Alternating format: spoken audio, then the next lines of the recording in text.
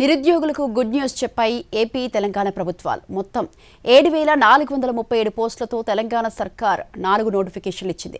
భారీగా ఉద్యోగాల భర్తీకి ఏపీ ప్రభుత్వం గ్రీన్ సిగ్నల్ ఇచ్చింది. 4 దశల్లో 10,000కు పైగా పోస్టులు భర్తీ చేయనుంది.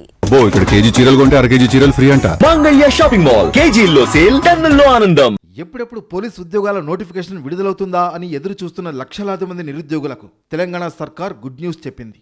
ఎస్ఐ, కానిస్టేబుల్ పోస్టులకు సంబంధించి నోటిఫికేషన్ రిలీజ్ చేసింది. మొత్తం 7,437 ఖాళీలను భర్తీ చేయనుంది.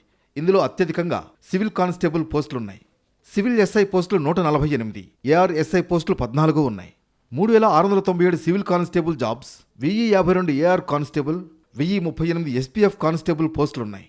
Deputy jailer men 14, deputy jailer women 1తో పాటు 751 fire fighters, jail warden men 196 ఖాళీలను భర్తీ చేయనుంది ప్రభుత్వం. అభ్యర్థులు ఆన్లైన్లో అప్లై చేసుకోవాలని సూచించింది. దరఖాస్తుల ప్రారంభ తేదీ, చివరి తేదీ, పరీక్షల షెడ్యూల్ వంటి పూర్తి వివరాలను Telangana state level police recruitment board త్వరలో ప్రత్యేకంగా ప్రకటించనున్నట్లు తెలిపింది. ఆంధ్రప్రదేశ్లో ఉద్యోగాల భర్తీ ప్రక్రియను వేగవంతం చేసేందుకు ప్రభుత్వం సిద్ధమవుతోంది.